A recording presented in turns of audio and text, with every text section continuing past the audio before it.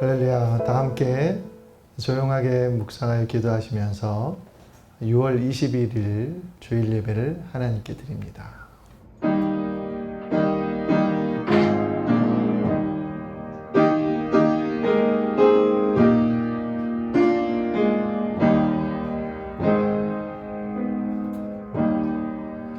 복 있는 사람은 악인들의 꾀를 따르지 아니하며 죄인들의 길에 서지 아니하며 오만한 자들의 자리에 앉지 아니하고 오직 여호와의 율법을 즐거워하여 그의 율법을 주야로 묵상하는도다. 그는 시냇가에 심은 나무가 철을 따라 열매를 맺으며 그 잎사귀가 마르지 아니함 같으니 그가 하는 모든 일이 다 형통하리로다. 아멘. 우리 경배 찬송 88장, 찬송 88장 부르시겠습니다.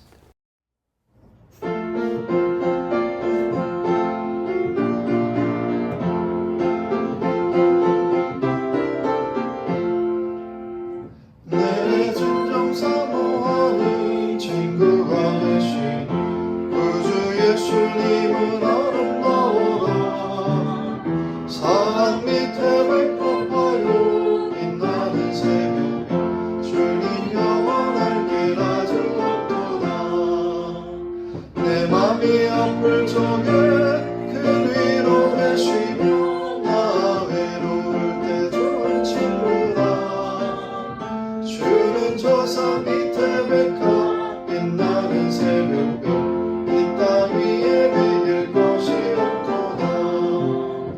내 맘의 모든 염려 이 세상 고난도 주님 항상 같이 하여 주시고 죄업을 당할 때에 악마의 행여 즉시 물리치사 나를 지키네. 온 세상 날 버려 주 예수 안 버려 끝까지 나를 돌아보시니 주는 저 산 밑에 백합 빛나는 새벽별 이 땅 위에 매길 곳이 없도다. 내 맘을 다하여서 주님을 따르며 길이 나를 사랑하리니 물불이 두렵지 않고 장검도 겁없네. 주는 높은 산성 내 맘 계시라. 내 영혼 먹이시니 그네 누리고 나 주니 주를 뵙기 원하네. 주는 저 산 밑에 백합 빛나는 새벽별 이 땅 위에 매일 곳이 없도다.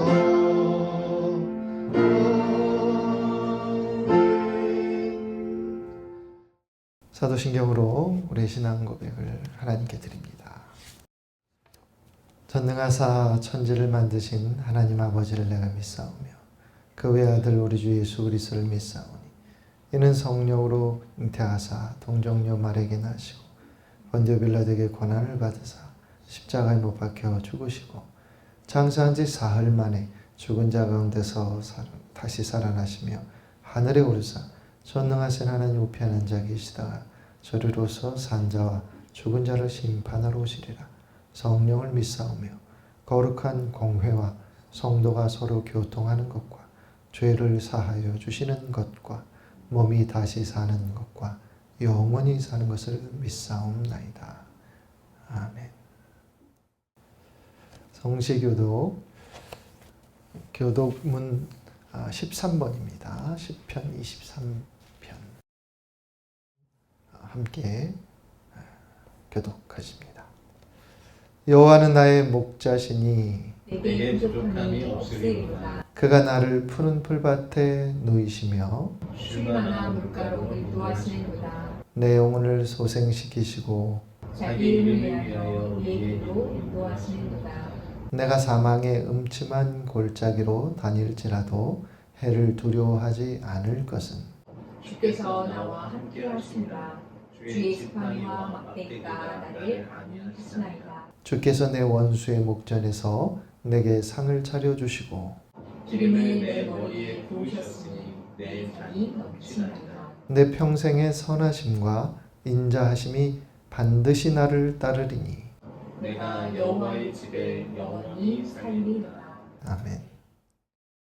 예배를 위해 기도드리겠습니다. 하나님, 오늘도 이 주일의 예배를 우리 가정에서 교회에서 드리게 하여 주심을 감사합니다.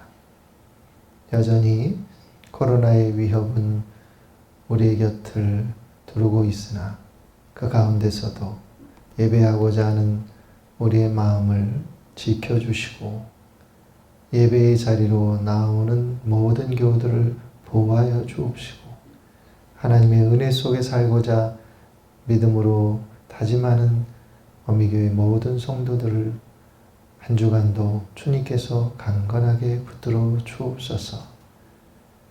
다가오는 28일 주일은 또 설립 7주년 기념 예배를 드릴 것입니다. 하나님,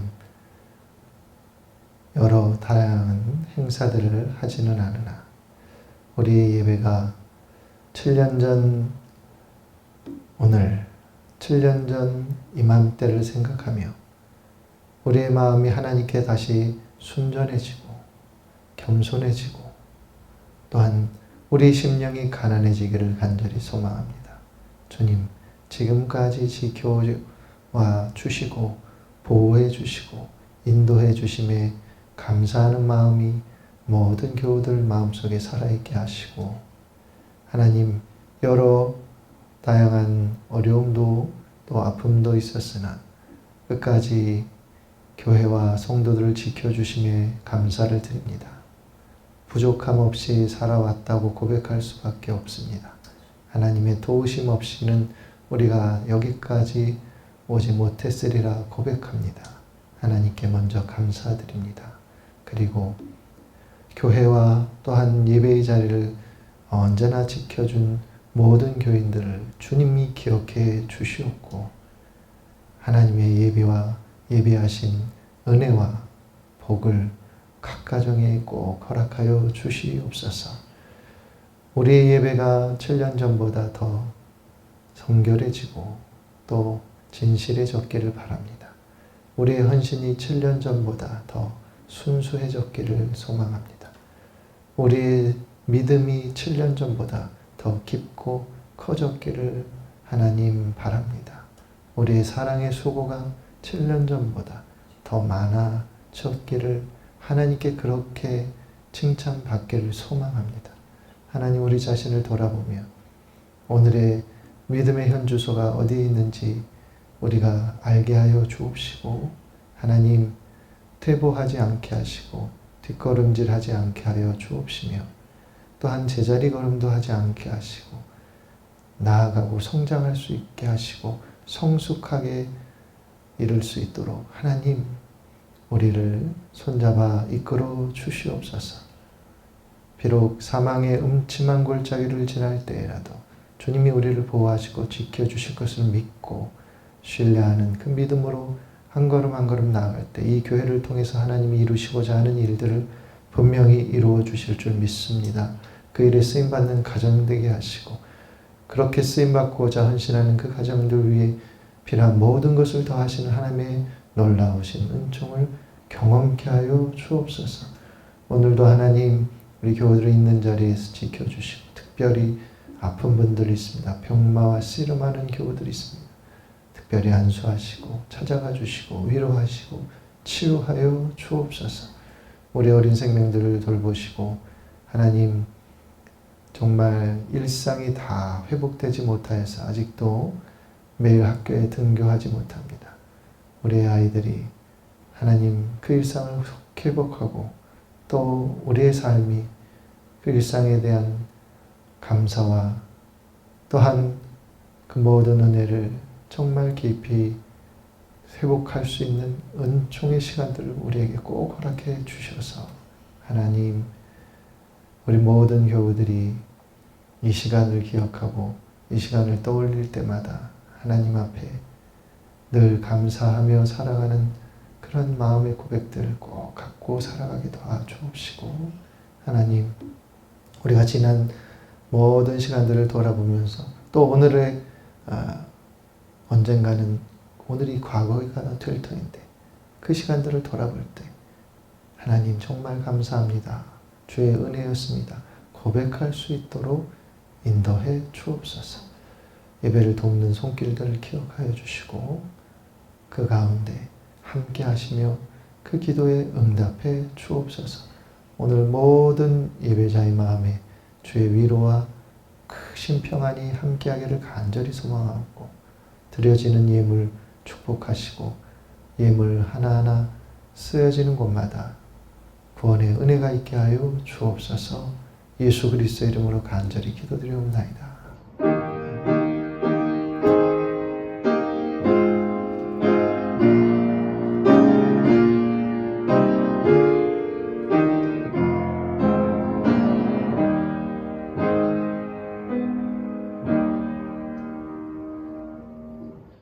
우리 찬송 430장 1절 부르시고 준비하신 예물 봉헌합니다.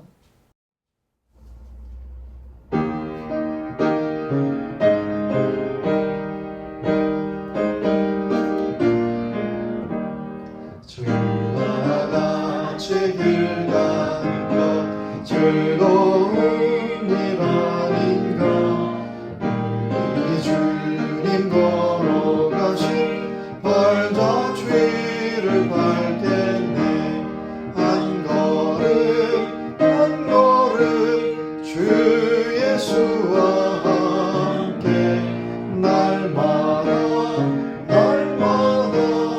우리 걸어가니. 아멘. 오늘 우리 함께 보실 말씀 전도서 5장 1절부터 20절 끝절까지 읽겠습니다. 너는 하나님의 집에 들어갈 때 네 발을 삼갈지어다. 가까이 하여 말씀을 듣는 것이 우매한 자들이 제물을 드리는 것보다 나으니 그들은 악을 행하면서도 깨닫지 못함이니라. 너는 하나님 앞에서 함부로 입을 열지 말며 급한 마음으로 말을 내지 말라. 하나님은 하늘에 계시고 너는 땅에 있음이니라. 그런즉 마땅히 말을 적게 할 것이라. 걱정이 많으면 꿈이 생기고 말이 많으면 우매한 자의 소리가 나타나느니라. 네가 하나님께 서원하였거든 갚기를 더디게 하지 말라. 하나님은 우매한 자들을 기뻐하지 아니하시나니 서원한 것을 갚으라. 서원하고 갚지 아니하는 것보다 서원하지 아니하는 것이 더 나으니 내 입으로 내 육체가 범죄하게 하지 말라. 사자 앞에서 내가 서원한 것이 실수라고 말하지 말라. 어찌 하나님께서 내 목소리로 말미암아 진노하사 내 손으로 한 것을 멸하시게 하랴. 꿈이 많으면 헛된 일들이 많아지고 말이 많아도 그러하니 오직 너는 하나님을 경외할지니라. 너는 어느 지방에서든지 빈민을 학대하는 것과 정의와 공의를 짓밟는 것을 볼지라도 그것을 이상히 여기지 말라. 높은 자는 더 높은 자가 감찰하고 또 그들보다 더 높은 자들도 있음이니라. 땅의 소산물은 모든 사람을 위하여 있나니 왕도 밭의 소산을 받느니라. 은을 사랑하는 자는 은으로 만족하지 못하고 풍요를 사랑하는 자는 소득으로 만족하지 아니하나니 이것도 헛되도다. 재산이 많아지면 먹는 자들도 많아지나니 그 소유주들은 눈으로 보는 것 외에 무엇이 유익하랴. 노동자는 먹는 것이 많든지 적든지 잠을 달게 자거니와 부자는 그 부요함 때문에 자지 못하느니라. 내가 해 아래서 큰 패단되는 일이 있는 것을 보았나니 곧 소유주가 재물을 자기에게 해가 되도록 소유하는 것이라. 그 재물이 재난을 당할 때 없어지나니 비록 아들은 낳았으나 그 손에 아무것도 없느니라. 그가 못해서 벌거벗고 낳았은즉 그가 나온 대로 돌아가고 수고하여 얻은 것을 아무것도 자기 손에 가지고 가지 못하리니 이것도 큰 불행이라. 어떻게 왔든지 그대로 가리니 바람을 잡는 수고가 그에게 무엇이 유익하랴. 일평생을 어두운 데서 먹으며 많은 근심과 질병과 분노가 그에게 있느니라. 사람이 하나님께서 그에게 주신 바 그 일평생에 먹고 마시며 해 아래에서 하는 모든 수고 중에서 낙을 보는 것이 선하고 아름다움을 내가 보았나니 그것이 그의 몫이로다. 또한 어떤 사람에게든지 하나님이 재물과 부요를 그에게 주사 능히 누리게 하시며 제 몫을 받아 수고함으로 즐거워하게 하신 것은 하나님의 선물이라. 그는 자기의 생명의 날을 깊이 생각하지 아니하리니 이는 하나님이 그의 마음에 기뻐하는 것으로 응답하심이니라. 아멘.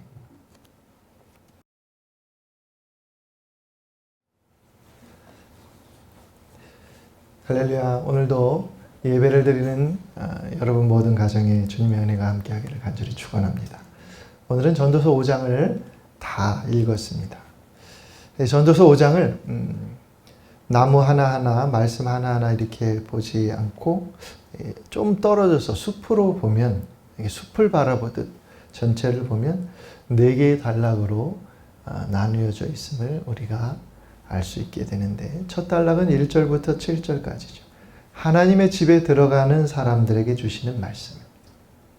둘째 단락은 8절과 9절이라고 할 수 있는데, 높은 자들로 인해 일어나는 인생의 어두운 면에 대해 주시는 말씀이며, 셋째 단락은 10절부터 17절까지 재물과 관련된 말씀인데, 많은 재물을 소유한 사람들이 당하는 인생살이의 근심, 또 질병, 불행 이런 것에 대해서 말씀하고 있습니다.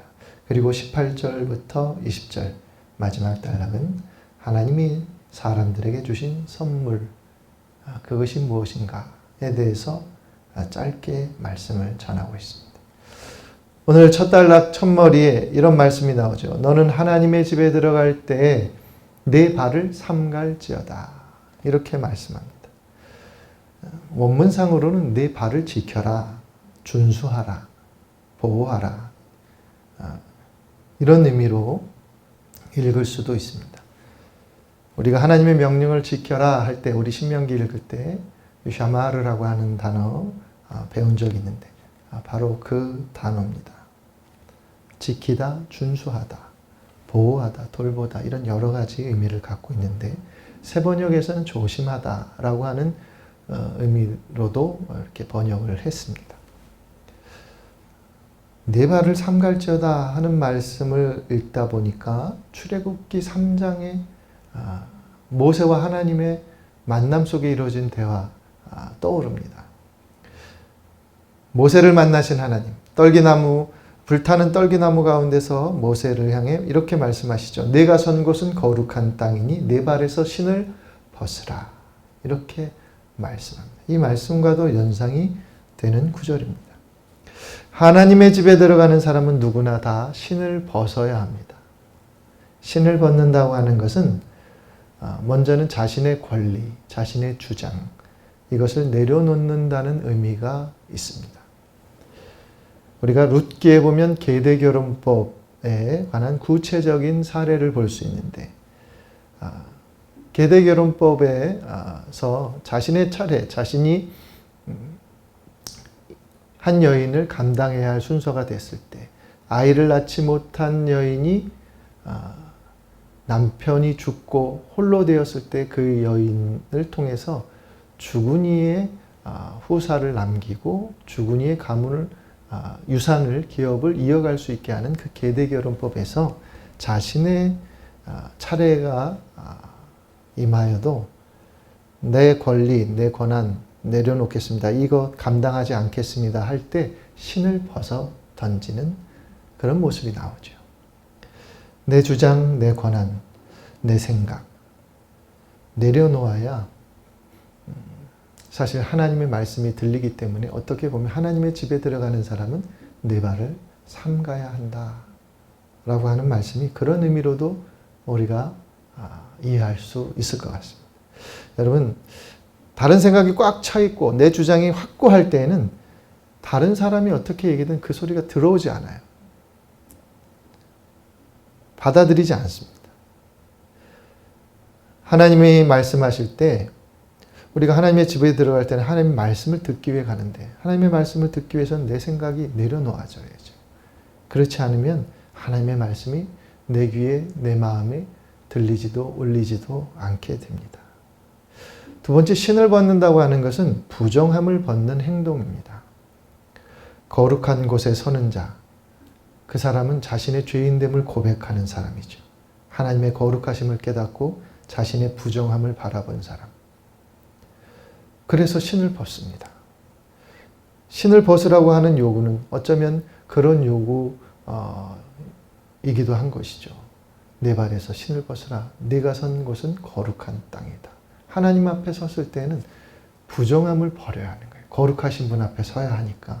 그래서 신을 벗는다고 하는 의미는 내 일상의 삶에 그 부정함, 죄, 더러움을 씻고 그것을 내려놓고 나와야 한다고 하는 그런 마음으로 나와야 한다고 하는 그런 요청, 그 요청이 이 말씀에 담겨 있다고 봅니다.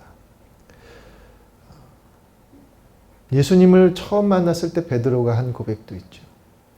주님, 나는 죄인입니다. 나를 떠나십시오. 이렇게 고백했던 베드로의 고백도 이것과 연결해서 우리가 볼 수 있습니다. 하나님 앞으로 나아갈 때 늘 자신을 성찰하여 돌아보라는 그런 의미, 완곡한 의미로는 그렇게도 우리가 이해할 수 있겠습니다. 그런데 여러분, 이 당시에는 성전의 제사가 무너진 상태는 아니었습니다. 성전의 제사가 아직은 여전히 활발하게 드렸던 시대, 바로 솔로몬 시대거든요. 많은 사람들이 희생제사를 드렸어요. 솔로몬 자신도 왕이 되고 난 후에 1000번제를 드렸죠. 그렇게 드리다 보면 성소와 지성소에 구별된 곳까지 많은 백성들이 어떻게 보면 실수하여 자신들이 들여놓지 말아야 할 곳에 발을 들여놓는 일들도 있었을 것입니다. 어쩌면 이런 일들에 빗대어서 주신 말씀으로도 이해할 수 있다고 여겨집니다. 그런데 비록 제사를 드리러 왔다고 하더라도 성소와 지성소는 일반 백성들이 들어갈 수 있는 곳이 아니었죠. 일반 백성들에게는 허락되지 않은 곳이었습니다. 아무리 자비로우신 하나님이라 하여도 우리가 지켜야 할 선이 있음을 알기를 바라시는 것 아닌가. 그렇게도 이해할 수 있겠습니다. 신을 벗으라고 하는 의미를 여러 의미로 살펴볼 수 있는데 우리가 이 의미들을 생각하면서 하나님께 나아가는 자의 마음을 꼭 갖게 되기를 주의 이름으로 부탁을 드리겠습니다. 그런데 1절에서 가장 중요한 메시지는 뒤에 이어지는 말씀이라고 생각합니다.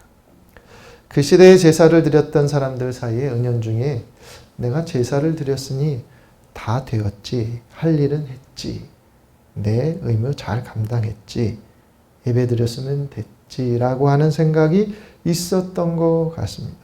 제사와 제물을 드렸는데 그러면 충분한 건 아닌가? 라고 생각하는 거기까지만 살았던 것 같아요. 왜냐하면 그 뒤에 이어지는 말씀이 우매한 자들이 제물 드리는 것보다 나으니 그들은 악을 행하면서도 깨닫지 못한다. 우매한 자들은 제물을 드리면서 삶에서는 악을 행하며 살았다는 거예요. 그러니까 하나님 앞에 나오기는 나오는데 제사로서 제사 드리고 예물 드리고 제물 드리는 것은 나는 내 할 일을 다 했다라고 생각을 했고 일상의 삶에서는 진짜 하나님 백성으로 살아가는 데서 실패했다는 거죠. 그걸 전도자는 우매하다 이렇게 표현하고 있습니다. 예배를 넘어서 세상으로 나아가 거룩한 삶을 이어가야 했는데 그것에 실패한 사람들이 그래도 자기는 성도라, 하나님의 백성이라, 하나님을 믿는다 이렇게 생각하며 살아갔던 모습들을 전도자는 탄식으로 바라봅니다. 그래서 전도자는 이렇게 말합니다. 가까이 하여 말씀을 듣는 것이 우매한 자들이 제물을 드리는 것보다 나으니 이렇게 말씀합니다. 하나님 말씀 듣기 위해 내가 오늘 하나님이 어떻게 나에게 말씀하실까 그럼 들으려고 하는 마음 없이 제물 드리고 요즘 말로 인증샷만 딱 찍고 가는 그런 예배, 그런 신앙 이런 것을 지적합니다. 형식만 있고 내용이 없고 포장만 그럴듯하고 실물은 허접합니다. 옷은 잘 갖추어 입었는데 인격은 그렇지 않습니다. 이런 모습들인 거죠. 신앙이 습관으로 전락하는 모습이 있으면 이런 모습이 드러나게 됩니다. 그렇게 되면 자신의 영혼도 병들고 다른 사람의 영혼도 병들게 합니다. 영적인 추락의 길로 가죠. 요즘 애들이 등교를 하긴 하는데 중고등학교 보니까 온라인 수업을 듣고 대부분은 모든 시간은 온라인으로 수업을 들은 다음에 며칠 이제 학교를 갑니다. 근데 그 간 며칠이 무엇을 위해 가냐면 시험을 치르기 위해 가는 거예요. 온라인 수업으로 들은 그 수업을 평가하기 위해서 등교를 했던 것이죠. 코로나로 인해 우리 신앙의 진정성이 노출될 것이다, 이런 얘기를 한번 드린 적이 있는데, 여러분 여기 모여서 드릴 때와 가정에서 드리는 것의 마음의 태도와 마음가짐, 이런 것이 달라지지 않아야 합니다. 근데 달라지는 그러한 일들이 있을 수 있는데 그것을 성찰해야 해요. 내 자신의 모습이 지금 예배드리는 마음이 어떠한가? 하나님의 말씀을 내가 가까이 주의 깊게 듣기 위해 이 자리에 앉아 있는가? 또 이 자리에 예배 자리에 내가 속해 있는가? 자신을 돌아보아야 합니다. 여러분, 교회에서 예배 드릴 때는 참석하는데 가정에서 예배 드릴 때 드리지 않는다 라고 한다면 죄송하지만 그 사람은 스스로의 신앙을 깊이 성찰하고 회개해야 합니다. 그것은 하나님께서 보시기에 바른 신앙은 아닙니다. 전도자가 신앙의 내용이 없는 습관적인 종교 생활에 어리석음을 질타하고 있어요. 하나님의 말씀을 듣고 또 온전하게 들어야 우리 자신과 또 드리는 예물이 하나님께도 온전히 받침되는, 그렇게 온전히 받으시는 그런 예물과 예배가 될 수 있는 것입니다. 그렇지 않으면 우리의 드리는 모든 것은 하나님께 기쁨이 되지 못하고, 기쁨이 되어 드리지 못하는 우리의 드림, 우리의 헌신은 우리에게도 무익합니다.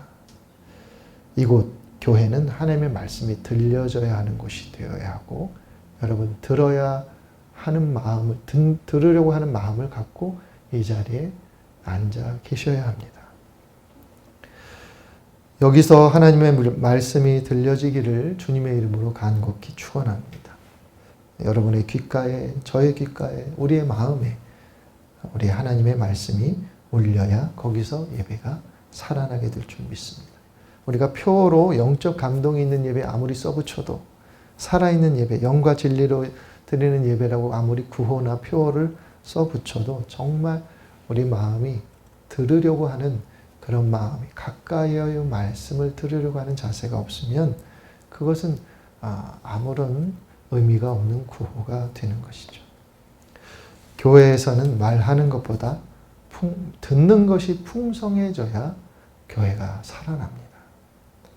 교회라는 장소에서도 자신의 소리와 주장을 크게 내는 이들이 있죠. 목회자든 교인이든 그런 사람이 있다면 신앙생활을 잘못하고 있는 것입니다. 이곳은 듣는 장소입니다. 듣고 또 들어서 우리의 영혼이 풍요로워져야 진정 교회가 됩니다. 그리고 거기서 진정 믿음이 일어나는 것이죠. 그 일이 우리 안에 풍성하게 일어나기를 간절히 축원합니다. 그리고 입을 조심하라는 말씀을 하십니다. 2절과 3절. 문자적으로는 내 입술로 급하게 하지 말라, 이런 뜻입니다. 너는 하나님 앞에서 함부로 입을 열지 말라. 급한 마음으로 말을 내지 말라. 입술로 급하게 하지 말라. 입술로 서두르게 하지 말라. 이런 말씀인데, 하나님 앞에서 급하게 서둘러 너무 쉽게 생각 없이 입을 열지 말라는 당부죠. 하나님 앞에서 하는 말이 무엇입니까? 대부분 기도이고 소원입니다. 예수님도 중언부언하지 말라고 하셨는데, 여기서 전도자가 전하는 고백도 기도의 신중함이 깃들기를 바라는 마음을 담고 있습니다. 급하게 결단하고 지키지도 못하고 그런 모습으로 하나님 앞에 우리가 살아갈 때도 있습니다. 말은 풍성한데 열매가 뒷받침되어 주지 못하는 그러한 신앙, 그것을 지적하시는 것 같습니다. 하나님은 하늘에 계시고 우린 땅 위에 있습니다. 그러니 기도가 진정성 있는 고백이 되어야 하늘에서 들으시고 하늘에서 응답하실 것입니다. 서원을 하고는 지키지 않는 일이 있다면 그때 드렸던 기도가 진실하지 않다는 거예요. 단순히 그 순간을 모면하고 어려움을 벗어나고자 하나님께 함부로 결심하고 서원한다고 하는 것. 그것은 그분을 가볍게 여기는 것과 같습니다. 전도자가 이렇게 말합니다. 서원한 것을 갚으라. 4절 끝머리에 그렇게 말씀합니다. 갚는다는 것은 행함을 말하는 것. 고백이 행위가 되기를 바란다는 거예요. 그 서원이 어떤 모양이든 그 고백이 진짜가 되려면 삶의 행동이 반드시 수반되어야 하는 것이죠. 고백하고 나서 결단하고 나서 행하지 않는 신앙을 보니 전도자는 그것을 탄식하고 있습니다. 이 탄식은 오늘날 우리에게도 유효합니다. 저와 여러분, 말만 풍성한 것이 아니라 우리의 삶이 하나님 앞에 드려지는 진정한 순종의 삶이 될 수 있기를 간절히 부탁을 드립니다. 서원이라고 하는 단어에는 중요한 의미가 있어요. 하나님께 무언가를 드리기로 결단하는 서원을 우리가 한다는 의미는 하나님이 들으시는 분이라고 하는 믿음을 갖고 있기 때문에 그렇거든요. 하나님이 들으시니까 내가 서원을 하는 거죠. 들으시는 분이기에 우리는 서원합니다. 하나님은 말씀만 하시는 분이 아니라 들으시기도 하는 분이기 때문에 듣는 것에 대해서도 이렇게 또한 말하는 것에 대해서도 전도자가 우리가 어떤 것을 유념해서 신앙생활을 해야 되는지 오늘 우리에게 좋은 말씀을 전해주고 있습니다. 들으신 것을 기억하시는 하나님, 그 기억을 통해서 우리에게 응답하시는 하나님, 우리의 하나님이신 줄 믿습니다.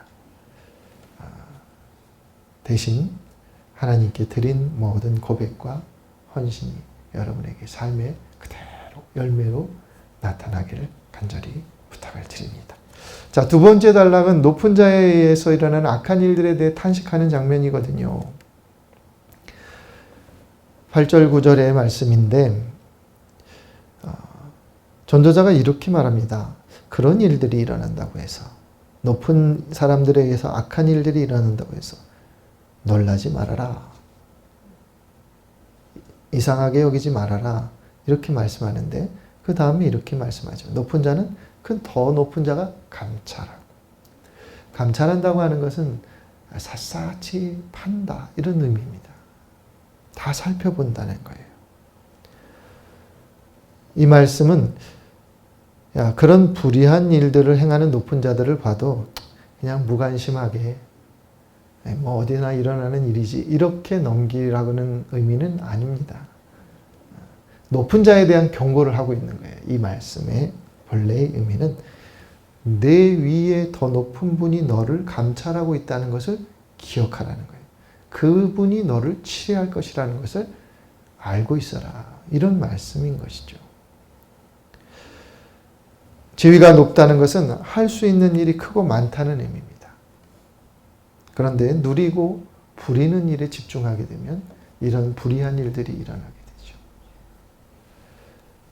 베풀고 나눌 수 있는 일이 많은데 그 일에 주의하지 않고 자꾸 자신의 힘으로 부리려고 하고 또 누르려고 하는 그런 일들이 세상엔 많이 일어납니다. 그런데 하나님은 그것을 지켜보시는 하나님이십니다. 즉 판단하시고 또한 갚아주실 것입니다. 이건 무서운 말씀이에요, 사실. 그렇기 때문에 조금이라도 높은 위치에 있는 사람은 이 말씀을 정말 유념해서 새겨 들어야 하는 것이죠. 하나님께 내가 그렇게 판단받을 것이기 때문에 함부로 행동해서는 안 되겠다고 하는 마음의 경계를 갖도록 주시는 말씀입니다. 세 번째 단락은 구체적으로 돈에 관한 말씀이거든요. 돈을 많이 소유했는데 오히려 자신에게 해를 끼치는 모습으로 돈을 사용하는 사람들이 꽤 많다는 겁니다. 돈의 주인이 되지 못하고 오히려 내 돈을 어떻게 지키나 전전긍긍하며 살아가는 마치 돈을 지키는 경비견처럼 살아가는 부자들의 모습을 보면서 탄식하는 거예요. 재산을 쌓고 늘리고 지키는 일에 몰두하는 인생, 결국 그 재산 때문에 마음고생하고 병들고 누군가와 다투고 갈라서고 결국 자신에게 유익하게 하지 못하고 해롭게만 사용하더라는 것입니다. 누가복음 12장에서도 소유가 많아져서 야, 이 소유를 어떻게 할까? 창고를 또 하나 세워야지. 이렇게 창고를 늘리고 늘리는 부자에 대해서 어리석다 말씀하시죠. 예수님이 그 밤에 하나님께서 그 영혼을 데려가시면 그 소유가 누구의 것이 되겠느냐 이렇게 탄식하는 모습이 그 비유에서도 나옵니다. 전도자의 탄식과 예수님의 탄식이 다르지 않습니다. 자기 자신에게만 부여한 삶은 결국 헛되고 헛될 뿐이다. 이렇게 전도자가 말씀하고 있습니다. 제 후배가 전도사로 있는 교회에 후배가 이런 말씀을 한번 나눈 적이 있어요. 그 교회에 장로님 한 분이 수백억 대의 자산가이고 또 건물을 통한 수입을 꽤 많이 얻으시는 분이 계셨는데 11조를 항상 10,000원을 드렸다는 거예요. 여러분 이거 오해 없이 들으시기 바랍니다. 오랜 시간을 지켜보시던 담임 목사님이 하나님 앞에서 장로님으로서 바르게 11조 신앙을 지켰으면 좋겠다 이렇게 권면을 했는데 목사님 멱살을 잡고 좀 싫은 소리를 했나 봅니다. 그리고 교회를 떠난 분이 계시더라고요. 물질에 대한 바른 신앙 고백, 여러분 어쩌면 우리 교우들도 이런 부분에 있어서 시험을 겪을 수도 있어요. 그런데 물질에 대한 바른 신앙 고백 없는 제사는 사실 하나님 앞에 의미가 없습니다. 그분이든 어떤 사람이든 얼마나 많은 재산을 가졌는가가 중요한 것이 아니라 내가 바른 신앙 고백을 하고 이 재물을 소유하고 재물을 사용하고 있는가, 이것이 하나님 앞에는 중요한 것이죠. 웨슬리 목사님은 그 시대에도 그런 성도들이, 그런 사람들이 꽤 있었습니다. 그래서 웨슬리 목사님이 한 번은 위선적인 물질관에 대해서 이렇게 말씀하신 적이 있어요. 주머니가 회개하지 않은 사람, 주머니가 회개되지 않은 사람은 회개하지 않은 것이다. 신앙의 본질이라고 하는 것이 영과 육, 형식과 내용, 가치와 물질, 이 모든 면에서 신앙의 본질은 하나님 앞에 이르러야 하는 것이거든요. 내가 마음은 하나님 앞에 이르고 몸은 악한 데 머물고, 그렇지 않습니다. 가치는 내가 하나님의 가치를 받아들이지만 실제적으로 물질을 사용하는 것은 그 세속의 가치를 따라 사용한다면 그것은 신앙을 잘못 세워가고 있는 것입니다. 복음을 받아들인 무슬림 난민들, 아프가니스탄 난민들, 또 복음을 받아들인 탈북자들 중에 이 사람이 목숨을 걸고서 뛰쳐나온 그곳으로 다시 돌아가는 사람들이 있다는 거예요. 생명을 내걸고 돌아가는 사람들이 있다는 거죠. 왜냐하면 자신이 받은 그 복음의 기쁨, 세상에 얻은 것과도 바꿀 수 없는 이 복음, 이것을 내 가족, 내 부모님, 내 친구들에게 꼭 전하고 싶습니다. 이렇게 말하고 생명을 걸고서 고향으로 돌아가는 아프간 난민들, 탈북자들도 있다는 얘기를 들었습니다. 무엇이 우리를 행복하게 하는 것일까요? 전도자의 말씀을 대언하면 하나님을 향해서 하나님께 대하여 그리고 이웃에 대하여 부유한 사람이 정말 행복하고 축복을 얻은 사람이다 라고 말씀하고 있습니다. 여러분, 우리가 그런 사람이 되기를 간절히 바랍니다. 근데 그런 마음을 갖고 살아가는 사람은 어떤 사람이냐? 이 마지막 부분 18, 19, 20절에 특히 19절에 보면 어떤 사람에게든지 하나님이 재물과 부요를 그에게 주사 능히 누리게 하시며 제 몫을 받아 수고함으로 즐거워하게 하신 것은 하나님의 선물이라, 이런 말씀이 있죠. 여러분, 앞에 말씀드렸던 전도자의 그런 지혜와 또 충고, 조언, 하나님 앞에 어떻게 살아가고 내가 받은 힘과 재물 이런 걸 어떻게 써야 하는지를 제대로 알고 또 이해하고 또 이거 모든 것이 하나님께로부터 주어진 것에 대한 감사가 있는 사람은 내게 주신 것을 제 몫을 받고 그것을 즐거워하게 하신 것이 하나님이라고 하는 것을 알고 그걸 하나님의 선물로 이해하고 살아간다는 거예요. 그렇게 살아가는 사람이 하나님의 집에서 은혜를 받은 성도가 되고 또 하나님의 백성이 될 수 있다고 생각합니다. 여러분, 우리가 은혜를 받아도 내 은혜가 완성되는 것은 삶의 일상의 자리예요. 근데 일상의 자리에서 우리가 하나님께서 주신 것에 대해서 감사로 고백하지도 못하고 만족함을 갖지도 못하고 계속 욕심에 욕심을 부리면 이 받은 은혜가 우리의 삶에 자리 잡을 수 있지 못합니다. 자리 잡지 못하게 되죠. 여러분, 저와 여러분에게 주신 오늘의 환경, 오늘의 시간, 오늘의 동료, 이웃, 가족 모두 하나님의 선물임을 믿습니다. 선물로 이해하고 선물로 받아들이면 우리의 삶은 분명히 달라질 것입니다. 우리의 눈이 분명히 확장될 것입니다. 더 많은 행복이 보일 것입니다.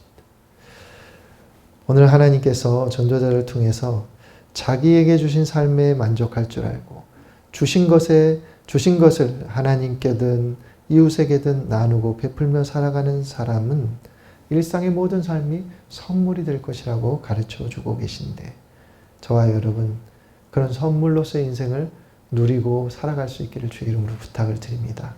그리고 마지막에 전도자가 말합니다. 인생의 날들에 대해서 깊이 생각하지 마십시오. 하나님은 하나님께서 자신의 인생에 만족하며 하나님을 바라보는 성도들에게는 그 기쁨을 충만하게 하실 것입니다. 이런 의미의 말씀을 주십니다.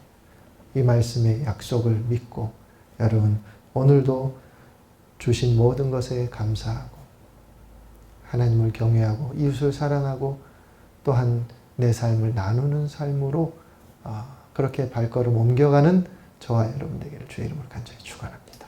기도하겠습니다. 하나님, 우리에게 말씀을 통해 깨달음을 주시고 그 깨달음을 통해 우리의 걸음걸음이 달라지게 하여 주옵소서. 오늘도 예배드린 모든 가정에 기쁨을 더하시고 복을 더하여 주옵소서. 우리를 만족해 하시는 예수 그리스도의 이름으로 간절히 기도드리옵나이다. 아멘. 교회 소식을 전합니다. 다음 주일 우리 6월 마지막 주일이 교회 설립 주일이죠. 이번 해는 7주년이 되는 주일입니다. 그런데 코로나로 인해 이런저런 행사들을 우리가 생각할 수가 없고 또 그렇게 할 수도 없는 상황이기에 기념 예배로 드리고 또 교회에서는 떡을 준비해서 생일 떡으로 해서 어찌 보면 우리끼리 함께 감사하고 또 서로 축복하는 그런 시간으로 보내게 될 것 같습니다. 여러분 교회를 위해서 늘 기도해 주시고 하나님이 기뻐하시는 교회로 세워질 수 있도록 또한 그 교회를 세우는 우리 교회를 세우는 일에 여러분 모두가 또 마음과 힘을 다할 수 있기를 부탁을 드리겠습니다. 우리 예배드리는 옆에 분들과 사랑합니다. 또 있어줘서 감사합니다. 이렇게 한번 인사하겠습니다. 우리 찬송 292장 부르시고 축도로 예배를 마치겠습니다.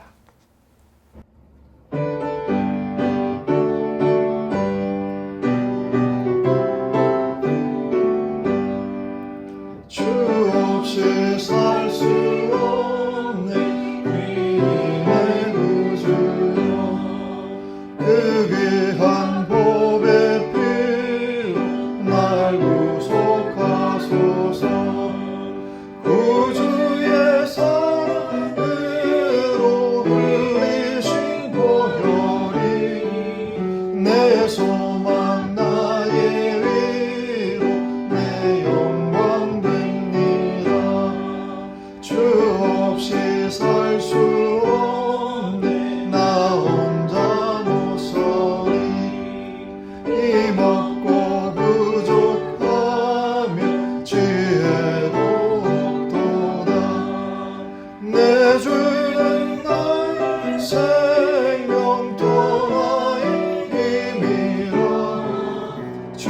주님을 의지하여 지혜를 얻으리 주 없이 살 수 없네 내 주는 하신다 내 영의 깊은 간구 마음의 소원을 주밖에 나의 마음 네 알아주리요 내 마음 위로하사 평온케 하시네 주 없이 살 수 없네 세월이 흐르고 이 깊은 고독 속에 내 생명 끝나고 사랑은 풍랑일 때 날 지켜주시니 내 곁에 계신 주님 늘 힘이 됩니다. 아멘.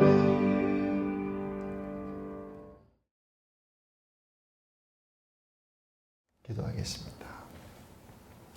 하나님 감사합니다. 한 주간 또 주님의 은혜로 우리 교우들이 안전하게 또 삶을 영위하게 하여 주셔서 감사합니다. 이 질병의 위협이 우리를 두르고 있을지라도 주님이 보호하여 주실 것을 믿고 또 의지합니다. 하나님 어느 자리에 있든지 항상 지켜주시오며 우리가 믿음의 삶을 또한 벗어나지 않게 우리의 발걸음도 지켜주옵소서. 하나님의 손에 의해 우리 손에 주어진 모든 인생의 것들을 감사함으로 받게 하시고 또한 그것을 함께 나누며 살게 하여 주옵시고 그렇게 자신의 삶에 만족함을 느끼고 고백하는 성도들을 통해서 하나님의 기쁨을 충만케 하시고 주의 은혜를 더욱 새롭게 하여 주옵소서. 하나님, 우리가 주를 경외하며 살기를 간절히 소망하옵나니 오늘 이 예배를 통해서 주를 경외하는 마음을 우리 모두에게 또한 더욱 깊게 심어 주옵소서. 이제는 우리 주 예수 그리스도의 은혜와 하나님의 사랑하심과 성령님의 감동하심이 예배를 또 하나님 앞에 드리며 새로운 마음으로 헌신하고자 하는 모든 성도 위에 언제나 함께 하옵시기를 간절히 축원하옵나이다.